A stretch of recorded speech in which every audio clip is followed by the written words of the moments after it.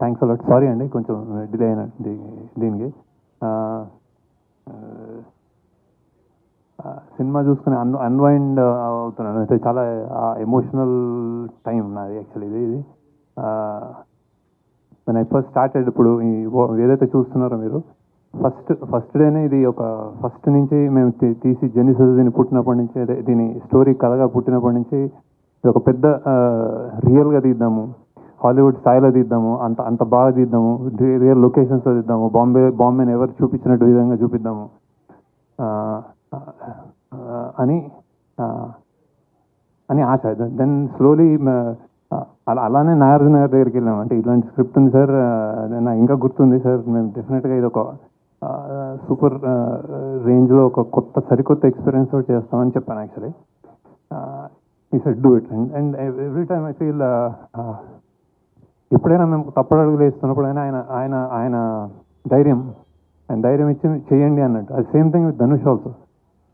అలానే ఈ జర్నీలో డబ్బులు పెరుగుతున్నాయి, మనకి అవుట్ ఆఫ్ రీచ్ బడ్జెట్ ఎక్కువ అవుతుంది ఇట్లా అనుకున్నప్పుడు కూడా నేను ఎక్కడైనా ఈ కథకి కొంచెం ఏమైనా కాంప్రమైజ్ అవ్వాలనుకున్నప్పుడు మా టీం వాళ్ళు లేదు ఇది గొప్ప సినిమా ఇలానే చేయాలి అని చెప్పిన నా team members, especially Chaitanya Pingali, Suri, Ajay, core people always reassuring that అంటే ఇది సామాన్యమైన సినిమా కాదు యాక్చువల్లీ. అంటే నేను అన్నమాట ప్రీ రిలీజ్కి సరస్వతీదేవి తల చూస్తుంది అనేది దట్ ఈస్ ద ట్రూత్. ఎందుకంటే నేను చేసిన సినిమాలో I think this is the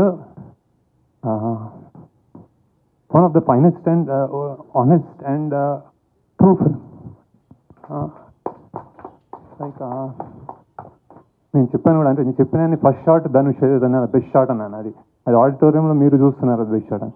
కొంతమందికి అంటే కొన్ని విషయాల్లో ఇట్లాంటి సినిమాలు చేసినప్పుడు ఇంత హై అంటే ఇంత కొత్తదనము ఇంత జెన్యున్గా తీసినప్పుడు ఏమవుతుందంటే లెంత్ ఏదో అంటున్నారు. అంటే నేను ఇందులో లేయర్స్ చెప్పడానికే చాలా లేయర్స్, ఇంకా మీకు తెలియని లేయర్స్ మీరు మళ్ళీ ఇంకోసారి చూస్తే తెలుస్తుందేమో బేసిక్గా.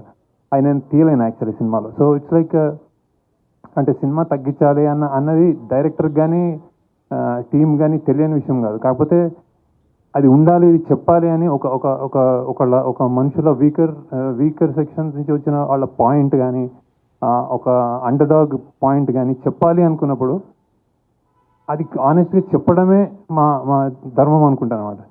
ఇది ఇప్పటిదాకా మీరు ఇచ్చిన స్థాయి, నాకు మీరు ఇప్పుడు వచ్చిన యునానిమస్ రిపోర్ట్ కానీ, అంటే నేను అందరూ ఇచ్చేసారని నేను ప్రెస్లో ఏం చెప్పట్లేదు, కానీ బేసిక్గా నచ్చిన విధానం కానీ నాకు చాలా ప్రౌడ్గా ఉంది. అంటే ఈ స్థాయి మీరు ఇచ్చారనుకుంటున్నాను యాక్చువల్. లేకపోతే దీన్ని ఏదైనా తక్కువైనా కానీ మేము చాలా ప్రాబ్లంలో పడేవాళ్ళం. సో బేసిక్గా బట్ ఇంతగా మీరు ఇస్తే ఈ సినిమాకి స్థాయి అనేది thank you, I really thank you. And then that I think the film deserves it. ఎన్నెన్నో లేయర్స్ నేను చూస్తున్నాను రెండు మూడు రోజుల నుంచి.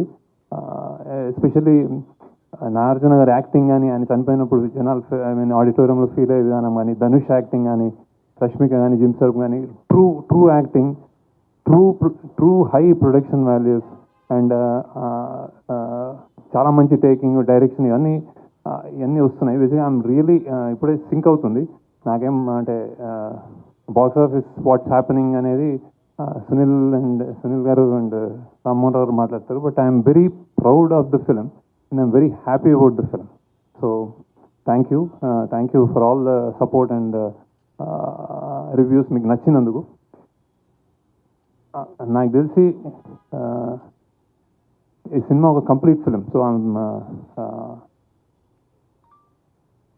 ఇట్స్ లైక్ మళ్ళీ మాట్లాడదాం, నాకు గుర్తు రావట్లేదు actually, blanking out. So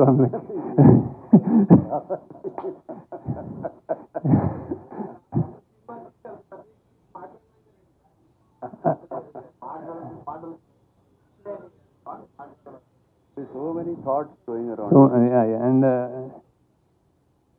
and ఒక 150 200 రూపాయలు ఇచ్చేవాడు కానీ 150 ఇచ్చేవాడు కానీ నాకు రేటు కూడా తెలియదు సరిగ్గా. ఈ సినిమా చూస్తున్నప్పుడు నేను ఇక్కడ నాకు లాగ్ ఉంది, ఈ సినిమా ఇక్కడ నాకు బోర్ కొట్టింది అని ఆలోచించడం నేను అనుకుంటున్నాను టెక్నికల్. అంటే బేసిక్గా నేను తీసుకెళ్ళానని నమ్ముతున్నాను బేసిక్గా. సో ఆ లాగ్ కూడా వదిలేస్తే ఇది ఒక చాలా ఆనెస్ట్ అండ్ గొప్ప ప్రయత్నం అని నేను అనుకుంటున్నాను బేసిక్గా. So and I'm really happy. అంటే నేను ఇప్పుడు సక్సెస్ మీట్లో నేను ఎందుకు అంటే నేను ఓకే చలో you continue and I will talk to you lighter.